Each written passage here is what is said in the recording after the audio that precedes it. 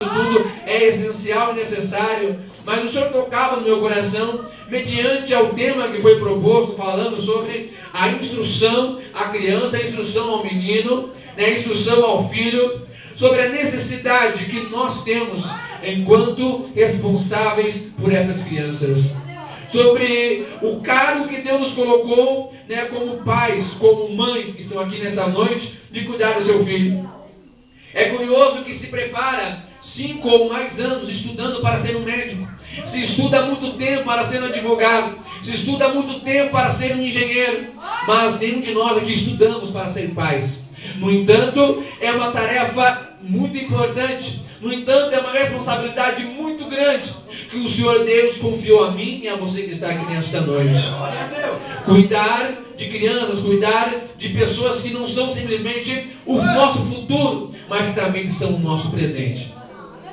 E quando eu leio o texto de Moisés, aquele Moisésinho que era uma criancinha, no seu barquinho boiando até as águas onde estava filho de Faraó, esse monstro já estava grande, eu vejo ele discutindo com o Faraó, porque o povo do Senhor estava cativo, o povo do Senhor estava escravo.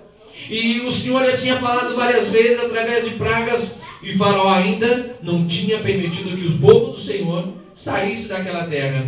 Então Moisés intercede, continua intercedendo ali, pedindo para que Faraó libere o povo de Deus. E de repente chegou um ponto que Faraó disse: não, tudo bem, vocês querem sair? Saiam, mas deixe conosco os seus bois, seus animais, mas também deixe conosco as suas crianças. A princípio, se nós olharmos com um olhar em geral, podemos dizer não. Faraó estava tentando facilitar a viagem de Moisés, a viagem do povo. Até porque viajar com uma criança é diferente do que você viajar sozinho. Para Moisés era muito mais cômodo, para o povo do Senhor que tinha um trajeto à sua frente, que tinha um mar à sua frente, que tinha um deserto à sua frente, era muito mais fácil para eles caminhar sem crianças. Certo ou errado? A princípio parece que Faraó está facilitando a saída do povo da terra do Egito. Mas Moisés ouvindo aquela palavra disse: não, eu não posso abrir mão das nossas crianças. Faraó estava dizendo: deixa conosco aqui no Egito, deixa conosco, vocês podem ir, até porque o que criança vai fazer no deserto, o que criança vai fazer, criança não adora a Deus, criança não serve a Deus, então vocês podem ir só vocês. Mas Moisés recusou ao convite de Faraó, dizendo: não, nós não vamos abrir mão das nossas crianças. E nos dias que nós estamos vivendo, chamado hoje, não é diferente. Nossas crianças estão sendo chamadas pelo mundo. Nossas crianças estão sendo chamadas pelo outro lado para ficar no Egito. O inimigo está tentando a nós, está dia após dia nos atacando, dizendo: não, deixa o teu filho no Egito, deixa o teu filho para lá, porque adorar, porque ser crente, servir a Deus é coisa para adulto. Irmãos, é um tempo que nós estamos vendo chamado hoje, que nós não podemos abrir mão dos nossos filhos. Não podemos abrir mão das nossas crianças. Satanás está atacando de um lado e de um outro para roubar a mente, para roubar o coração das nossas crianças. Mas cabe a nós fazer como Moisés, bater o pé e dizer: não vamos entregar nossos filhos para Faraó.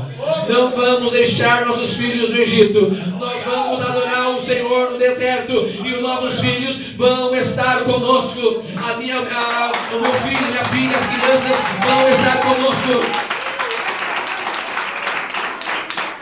Moisés estava dizendo: nossos filhos fazem parte dessas festas.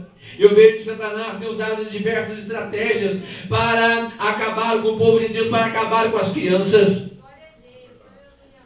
Aí nos fala que certa feita o Senhor falou para o povo de Israel que estava na Babilônia, dizendo: olha, feliz será aquele que pegar os filhos dos caldeus e der comer nas pedras. Por quê? Porque derrotar os inimigos, os soldados da caldeus era difícil, mas matar as crianças era mais fácil.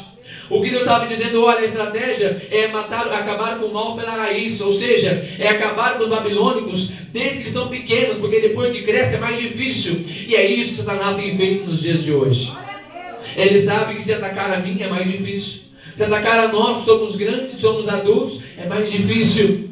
Então ele encontra uma brecha onde? Nas crianças.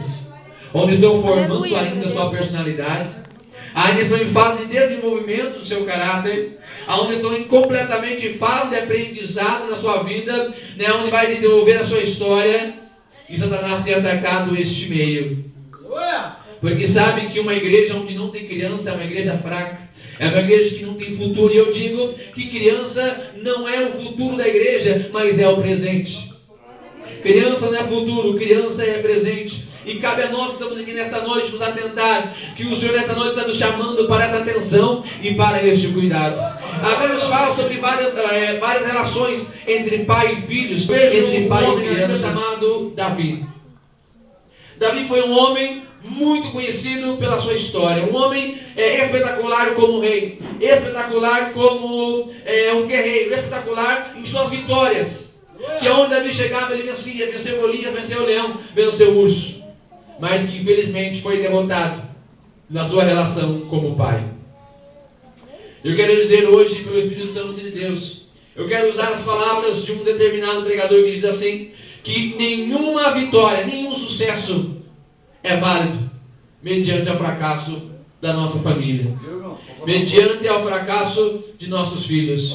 Davi era vitorioso nas batalhas, mas quando nós olhamos a história dos filhos de Davi, nós vamos ver como era a vida dos filhos de Davi. Infelizmente Davi foi um homem vitorioso fora da sua casa, foi um homem vitorioso nas suas batalhas e nas suas pelejas, mas não pôde obter vitórias diante de sua família. Quando nós vemos a história de Amon, filho de Davi, o próprio irmão estrupa a sua irmã. Nós vemos Absalão, filho de Davi, a qual almejou roubar o reinado do seu pai. E que no dia que Davi venceu o exército do seu próprio filho, ele não pôde cantar a vitória, porque o seu filho tinha morrido. Adonias, filho de Davi, tentou contra o reinado de Salomão. No entanto, Salomão, quando assumiu o reinado, ele teve que matar o seu próprio irmão. Aleluia. E sabe o que eu vejo o fracasso de Davi como um pai de seus filhos? Com certeza não é pai de seus filhos, não é pai de sobrinhos. Quando nós vemos a palavra no livro de Reis, no capítulo de número 1, versículo 6, que Adonias fazia o que queria, e Davi nunca tinha repreendido seu filho. O livro de Provérbios nos fala, capítulo 23, versículo 13, não retire a disciplina da criança, pois se a fustigares com a vara, nem por isso morrerá. Provérbios 29, 15 diz, a vara e a repreensão dão sabedoria, mas a criança entrega a si mesmo em vergonha a sua mãe. Davi nunca teve coragem, ele viu seu filho caminhando pelo caminho errado, mas ele nunca tinha coragem de chegar e entristecer o seu filho, de confrontar o seu filho e dizer que o seu filho está errado. Eu quero dizer que nós, enquanto pais, vai ter muitas vezes que nós vamos ter que confrontar nossos filhos e mostrar para eles o caminho certo. Primeiro porque nós, como a nossa natureza humana, nós temos a tendência a seguir o caminho errado. Eu tenho certeza que tem muitas coisas que o teu filho faz que você nunca ensinou. Quem foi que ensinou seu filho a pôr o dedo na tomada? Vai dizer que ele nunca tentou. Você ensinou teu filho a mentir? Mas ele mente. Isso está na natureza humana e cabe a nós, como pais, instruir o menino o caminho que ele deve andar. E Davi viu seu filho caminhando pelo caminho errado e tinha dó. Não, porque eu vou entristecer o meu filho. Não dá para falar nada do meu filho, tadinho dele. Nós estamos falando de crianças hoje, mas tem pai que seu filho está com 20, 30 anos e é criança ainda, né? Tadinho do meu filho, meu Deus do céu. Não dá para falar nada, né? O filho dele, né? O pai já compra briga, a mãe compra briga. Só Paulo trazer a mamadeira para a igreja e já o filho é um grande lá, porque o pai não percebeu que o filho está grande, já ele precisa ser instruído. Davi olhava o seu filho Adonias e dizia, tadinho de Adonias, ele quer roubar o reinado do irmão dele, mas não foi tadinho dele. O coração dele é tão puro, não faz mal para ninguém. Estava querendo matar todo mundo e não era mal. E a Bíblia fala, instrui, menino, ensine. Davi não tinha coragem de ensinar o seu filho, irmãos, está aqui o meu filho, ele está dormindo agora. Mas muitas vezes o tamanho que ele é, eu tenho que repreender ele. Eu tenho que pegar, chega na mãozinha dele, ó, Julinho, tira a mão daqui. Ele dá aquela carinha e sai. Daqui a pouco ele volta de novo, né? Vem 10 vezes eu tenho que instruir. Porque a instrução, ela tem que ser o quê? Ela tem que ser normativa. Eu tenho que mostrar meu filho, ele tem que entender o porquê daquilo. Eu tenho que explicar para ele. Ah, mas eu não estou entendendo nada. Uma criança de 1 ano e 2 meses vai entender. Ele vai compreender. Tem hora que eu preciso pegar ele, dar uns tapinhas na bundinha dele, para ele entender que não pode. Ele faz carinha feia, chora, tira uma lagriminha, né? Eu só não posso fazer esperto que os vô dele. Isso eu não posso fazer. Não deixa. Tanto minha mãe quanto minha sogra não deixa fazer isso. Mas, a hora que eles viram as costas, eu faço. Até porque depois quem vai ter problema sou eu, não é eles, né? Se eu não ensinar, quem vai pagar o pato depois não é a avó nem vô, né? Sou eu. Então eu preciso ensinar o meu filho, eu preciso instruir o que ele pode fazer e o que ele não pode. Isso é minha responsabilidade. Davi não entendia isso. O seu filho já estava barbado, marmanjo, né? Estava já querendo ser rei, e Davi não tinha coragem de pegar assim e bater no seu filho e dizer: ô Daniel, você não pode fazer isso. Eu vejo outro homem chamado Salomão, que inclusive é filho de Davi, a qual não teve sucesso em sua vida como pai. Salomão foi um homem sábio, foi sábio. Salomão foi um homem inteligente, escreveu o livro de Provérbios, escreveu o livro de Eclesiastes, né? Quando a Bíblia fala que ninguém mais sabe que Salomão, é verdade. Mas sabe o problema de Salomão como pai? Que a sabedoria dele, a instrução dele, era para os outros, na casa dele não funcionava. Aleluia. Quando nós lemos o livro de Provérbios, nós lemos as instruções que ele dá para o pai cuidar do seu filho. Mas quando nós olhamos, quando Salomão morre, o seu filho, Roboão, que assumiu o reinado, não tinha noção de como ser um rei, não sabia o que tinha que fazer. Mediante ao questionamento do povo, ele vai pedir conselho para terceiros, e ainda escolhe a opção errada dos conselhos. Por quê? Porque o filho que tem conselho em casa não precisa buscar conselho do lado de fora. Aleluia. Glória a Deus. Se Roboão fosse ensinado pelo seu pai, que era o homem mais sábio do mundo, ele não precisava buscar conselho de outras pessoas. Nossos filhos precisam sair da nossa casa aconselhados, ensinados. Nossos filhos não podem sair de dentro da nossa casa para aprender com o mundo. Nossos filhos não podem sair de casa para aprender com as pessoas do lado de fora. Nossos filhos têm que sair da nossa casa, têm que sair do nosso lar instruído e preparado para encarar o mundo, para encarar os perigos que existem do lado de fora do mundo. Por outro lado, também não precisa adiantar por causa do horário. Eu vejo outro homem chamado Abraão, um homem que a Bíblia nos fala que foi chamado por Deus com um propósito específico, né? Através dele surgiria uma grande nação. E certa vez ele teve um filho chamado Ismael, a qual teve que ir embora aos seus 13 anos de idade. Não pôde mais conviver com seu pai. E quando Ismael estava indo embora com a sua mãe pelo deserto, acaba a água, acaba o recurso, Agar no meio do deserto com seu filho, joga o seu filho para um lado e ela fica para o outro, e começa a berrar, espernear, né, desesperado, porque achando que seria o seu fim. De repente um anjo chega para ela e diz: Agar, para de me incomodar. Agar, deixa eu chorar em paz aqui. Agar. E de repente Agar olha assim: é o anjo de Deus. Ainda bem que você me ouviu, anjo. Eu estava te esperando já, eu estava acreditando. O anjo fala: não, negativo. Eu não vim por causa de você, não. Você não tem fé para nada, mulher. O Senhor manda dizer que eu ouvi o choro do menino. O Senhor manda dizer que ele ouviu a voz do menino. Aleluia! Sabe o que eu vejo? Ismael ficou 13 anos com seu pai, mas foi o suficiente para Abraão colocar no coração daquele menino que existia um Deus dos céus, onipotente, onisciente, que jamais iria desamparar ele. Aleluia! Glória a Deus! Foi o suficiente para Ismael, no momento de dificuldade, se lembrar: oh Deus do meu pai, oh Deus, talvez eu nunca falei com o Senhor, mas eu lembro que meu pai falava de você para mim várias vezes. Senhor, vem me ajudar aqui, Deus do meu pai. Abraão conseguiu colocar no coração do seu filho, irmãos. É isso que nós precisamos. Sabe por quê? Porque vai chegar um dia que o nosso filho não vai estar do nosso lado para pedir ajuda. Vai chegar uma hora que o meu filho não vai estar do meu lado para pedir ajuda para mim. Ele vai ter que saber aonde buscar socorro. Aleluia! Quando o nosso filho estiver no colégio, estiver na escola, vão ensinar coisas erradas para nossos filhos, vão tentar colocar a abobrinha no coração dos nossos filhos, mas eles têm que saber aonde eles têm que recorrer.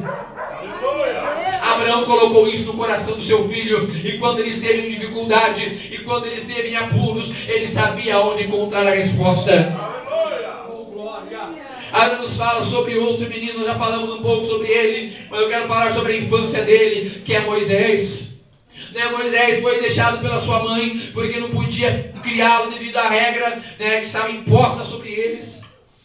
A filha de Faraó pega Moisés, então Miriam dá a ideia para a filha de Faraó que se adotasse, tivesse uma mãe para cuidar daquela criança, e Moisés acaba voltando para ser cuidado pela sua mãe. E aquela mãe aproveita a oportunidade de estar com seu filho.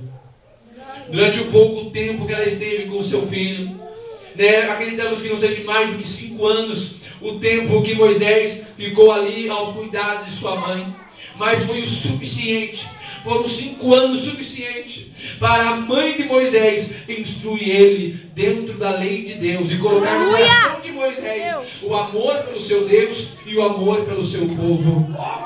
O Senhor está nos dando a oportunidade de cuidar dos nossos filhos, de cuidar das nossas crianças, de mostrar o caminho para ele, de instruir o caminho para ele.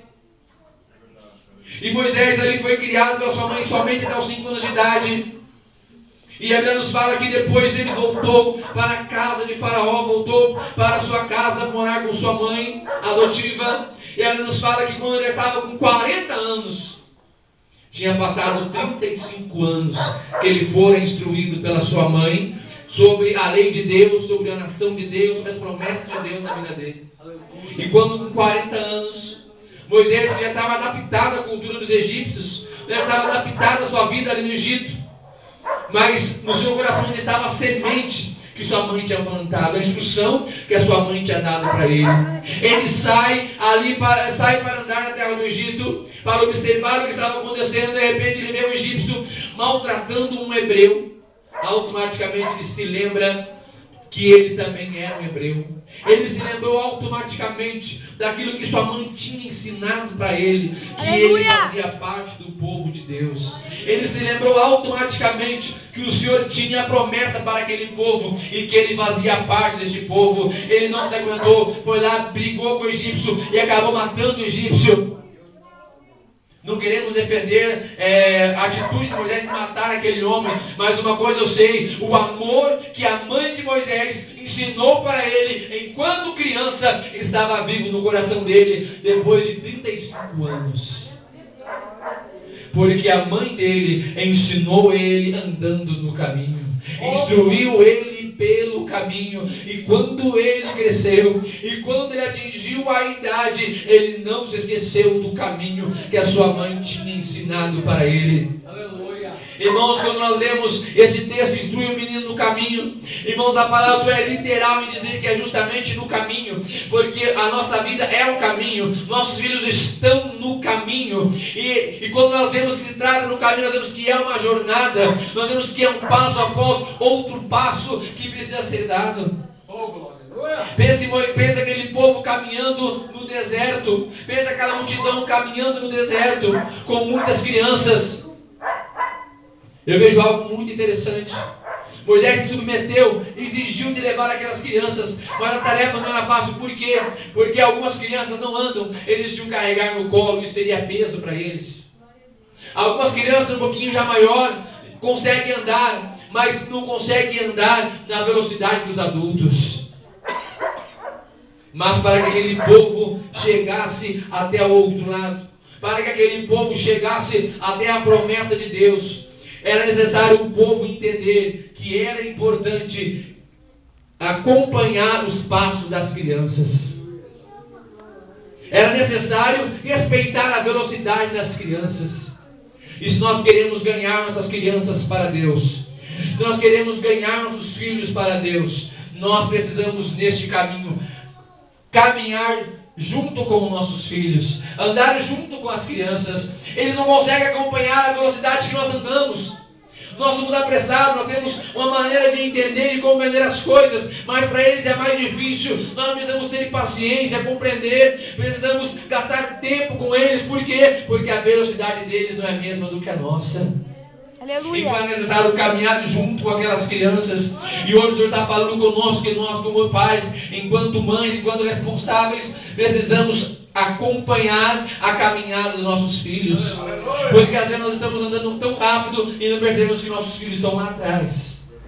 Estamos tão ligeiros, estamos indo tão bem, mas o nosso filho não está conseguindo acompanhar a nossa fé, não está conseguindo entender o nosso evangelho que nós vivemos. Talvez o nosso filho não está conseguindo compreender ainda, não está conseguindo se adaptar ao evangelho que nós vivemos. Por quê? Porque nós estamos vivendo em passos apressados. Estamos andando em velocidade apressada e eles não conseguem acompanhar.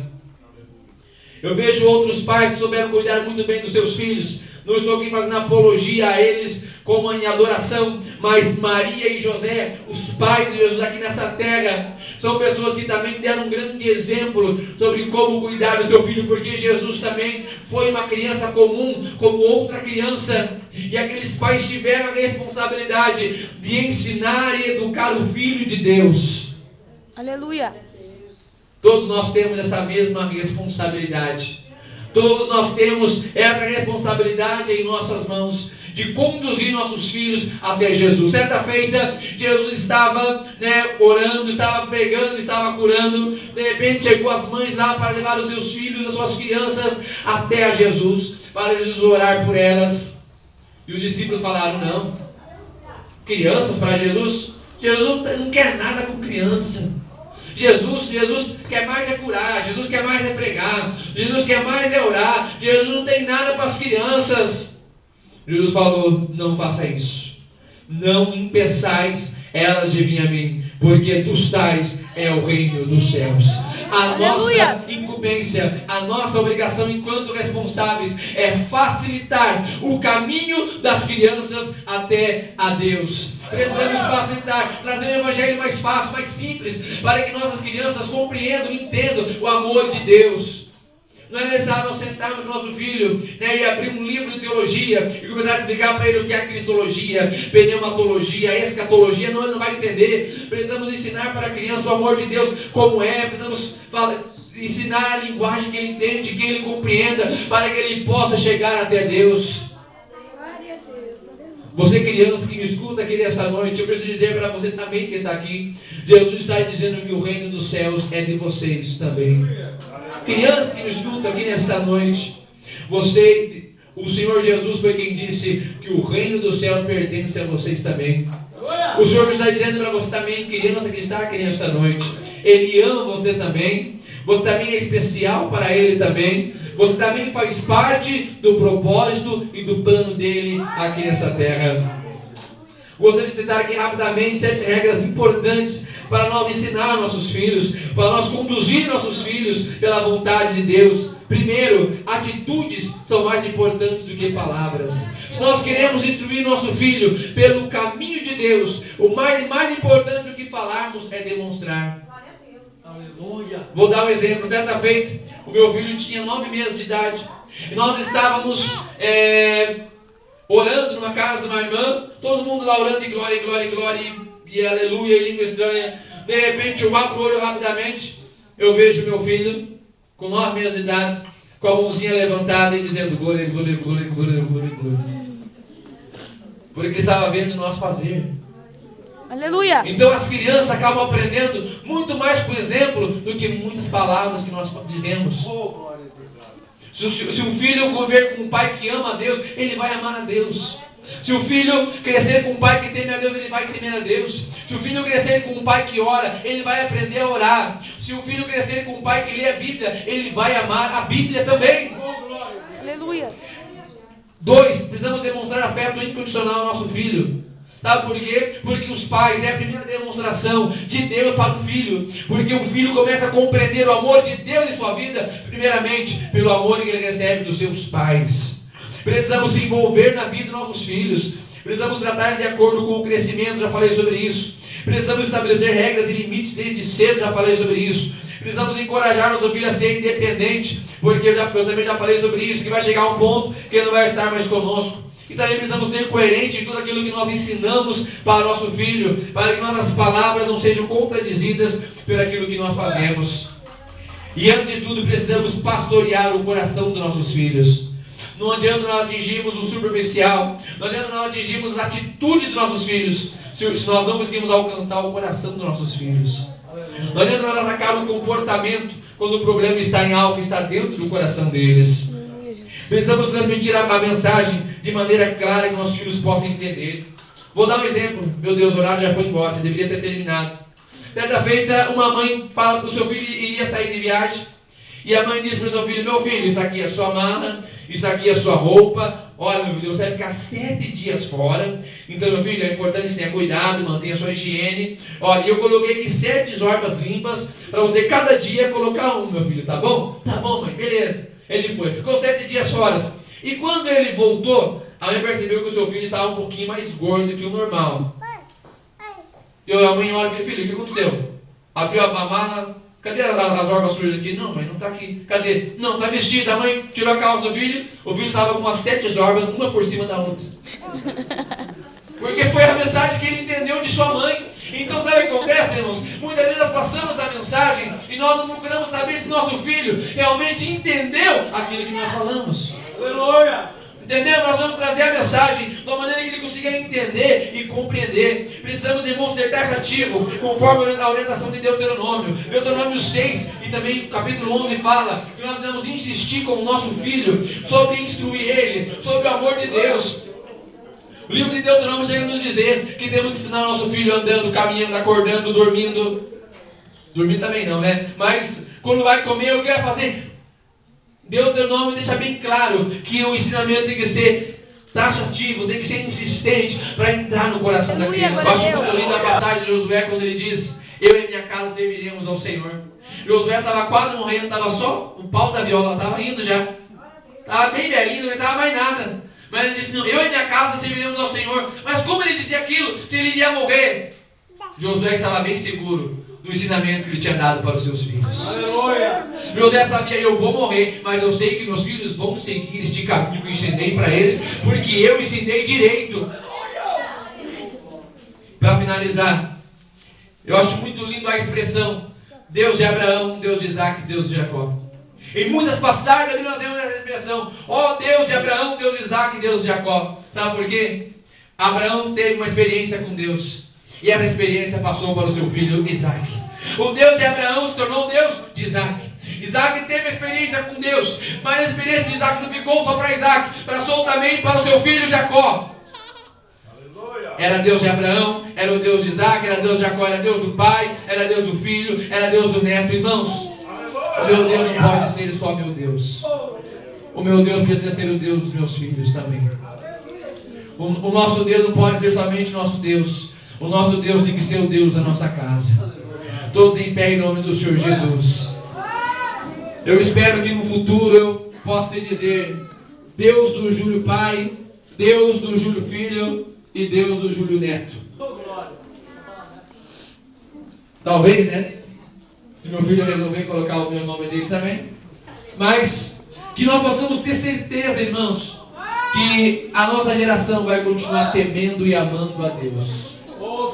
O maior legado que nós possamos deixar para o mundo, o maior legado não é a nossa intelectualidade, não é nossos bens, não é nosso dinheiro, mas são filhos bem instruídos para perpetuar a fé e o amor de Deus em suas gerações. Amém? Vamos fazer uma geração? Senhor meu Deus.